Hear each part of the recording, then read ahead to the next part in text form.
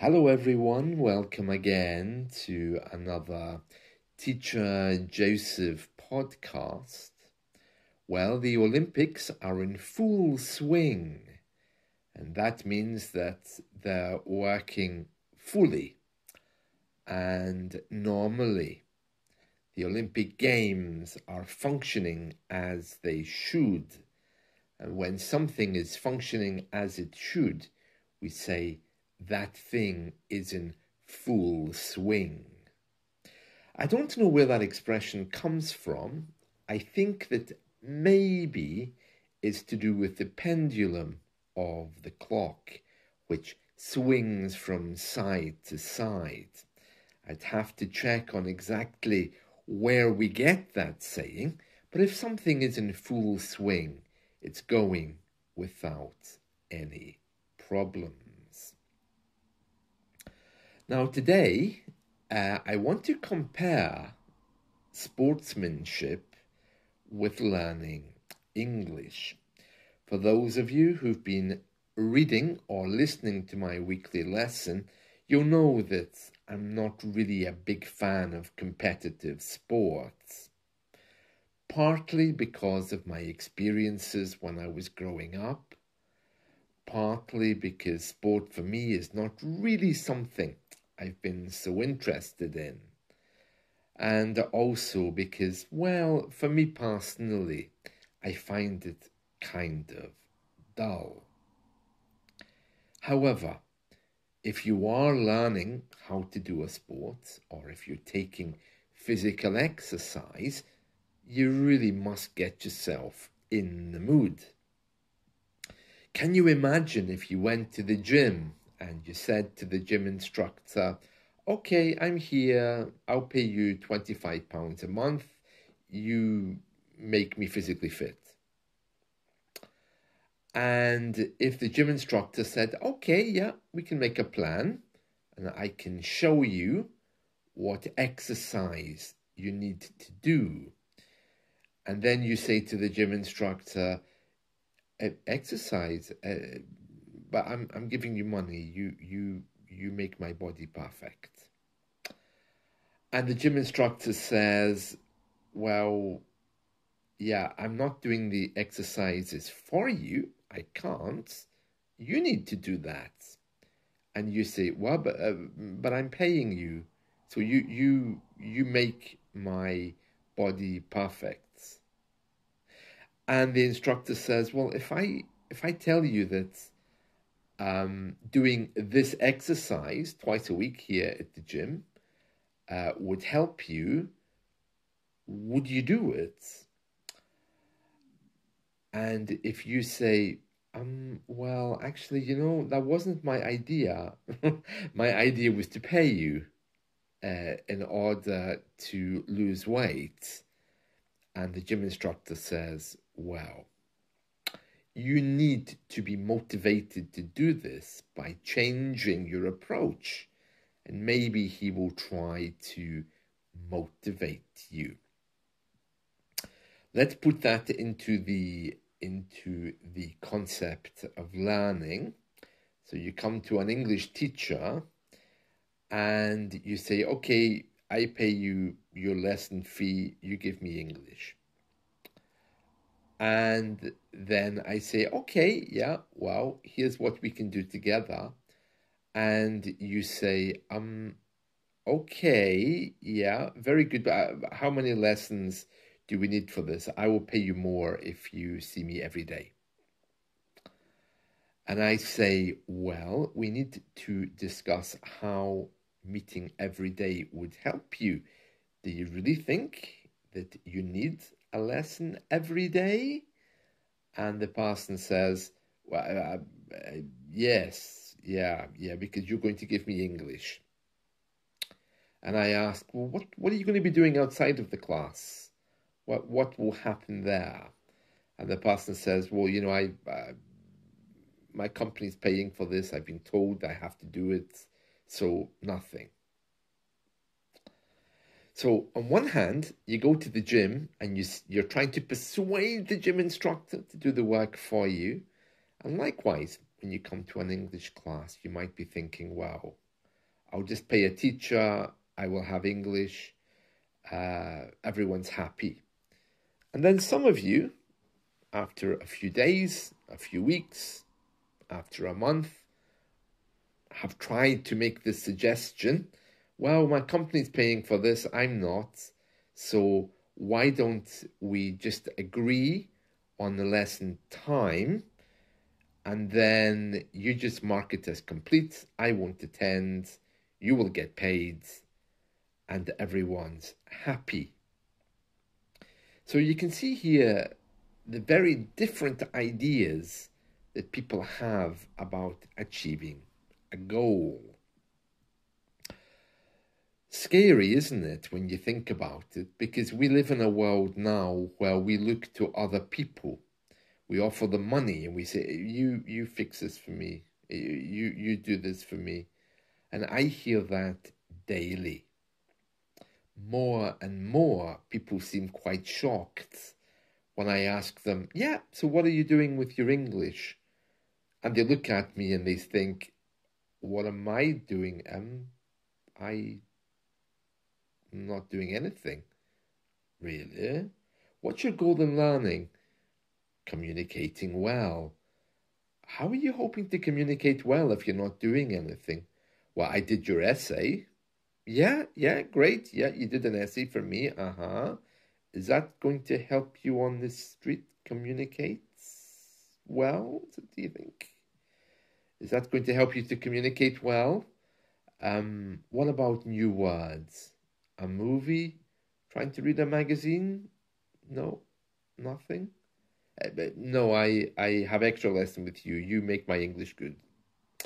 You can see here we have a problem, because you're looking to me to somehow use my Harry Potter magic to make your English perfect.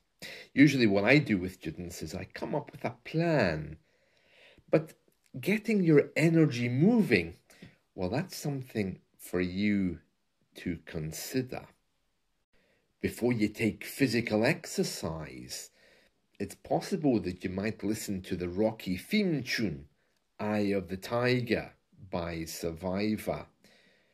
Before you reach the gym door, you start to do some warm-up exercises. You kind of shake your body a little bit, ready for walking in.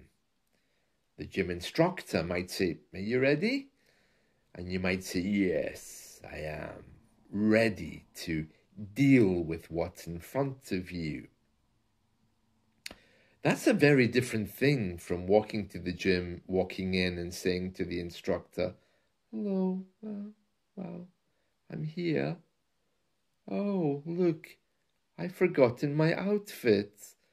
Oh, what a pity. I'll have to go home and come back tomorrow. But at least I've been here. The gym looks nice. So you can hear there's a problem. Yeah. And again, when you come to an English lesson, oh, hi. Well, have you done much with your English this week? English? Oh, no. Are you reading anything? Oh, yeah, great book. Oh, tell me about it. Oh, well, it's not in English. Well, why do you think I'm asking? You think I want to know about that book that you're reading in Russian or Romanian? I'm asking because I'm hoping it will be in English. And then the conversation changes to tell me about that book in English. Tell me what it's about in English to try to get a conversation going. So you can hear that in the same way as you go to the gym to get yourself really ready, that ritual of getting in the car with your cup of coffee, carrying the bag to the gym. It's all part of the ritual where you're going to be taking exercise. But when you simply move from one Skype business call over to an English class, what you're doing is you're reducing English down to become nothing more than a meeting. That isn't good for your mental health.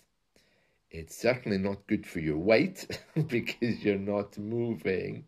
And I really would question whether it's actually good for your English.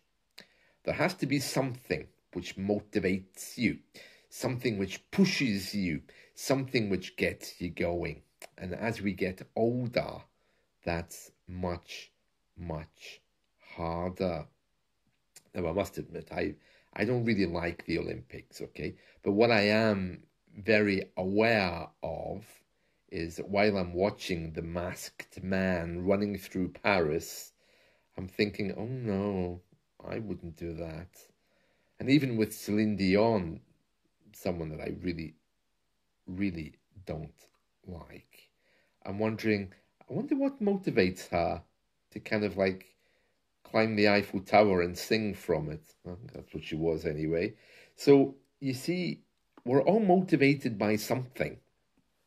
And once you get in touch with that, once you become more authentic, it really does help you a lot, in pushing forward. Now, in the 1990s, the Olympic Games at one point were in Atlanta, 1996. And Gloria Estefan, she sang a song, called Reach at the closing ceremony. And this is all about getting that energy going and flowing. I don't think Celine Dion can do that to me, but Gloria Estefan certainly can. And despite her problems in life with the boating accident and everything, she is actually a wonderful singer. So let's go through her lyrics. For her song Reach, which she sang at the end of the 1996 Olympics, Gloria tells us, some dreams live on in time forever. Those dreams you want with all your heart. And then Gloria tells us, and I'll do whatever it takes, follow through with the promise I made. Put it all on the line. That's an English expression that means I will sacrifice everything for what I want. What I hoped for, at least, would be mine. If I could reach higher, just for one moment, touch the sky. From that one moment in my life, I'm going to be stronger. Know that I've tried my very best. I'd put my spirit to the test if I could reach. I'm trying hard not to sing this because it's a lovely song and the melody's in my head. Gloria tells us, some days are meant to be remembered. Those days we rise above the stars. So I'll go the distance this time, seeing more the higher I climb.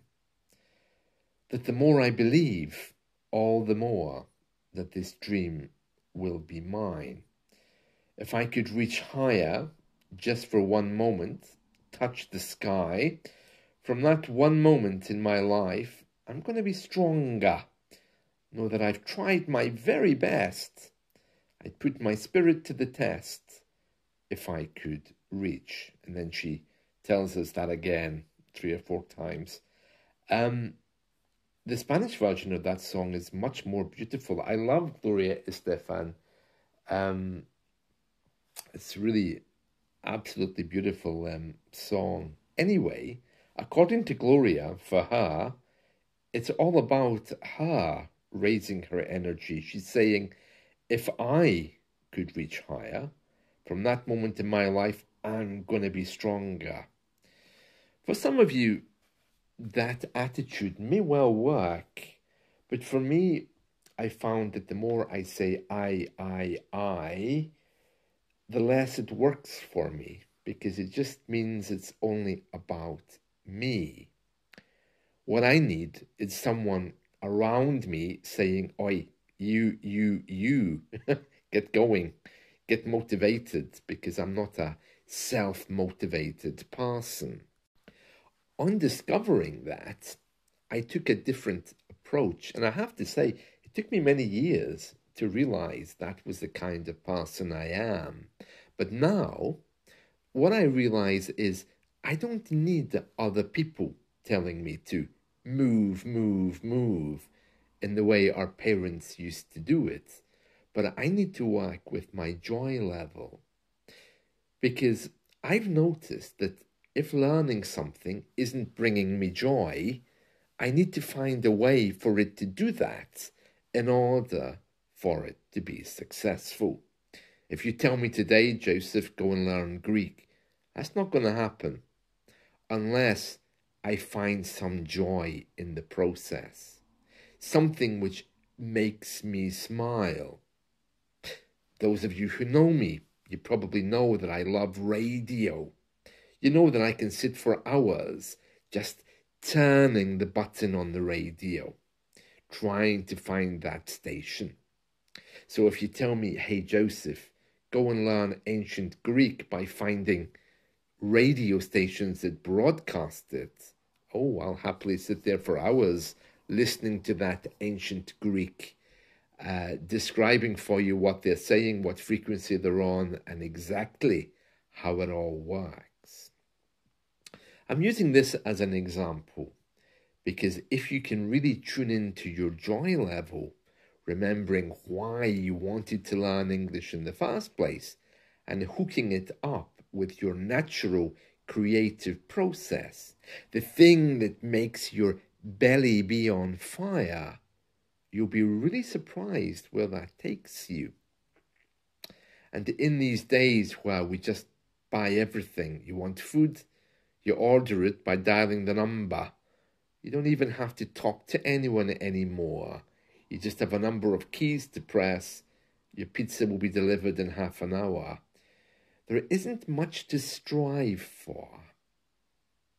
But when it comes to language learning, you can really learn a lot about yourself, about the future, and what makes you tick, to get your English into full swing.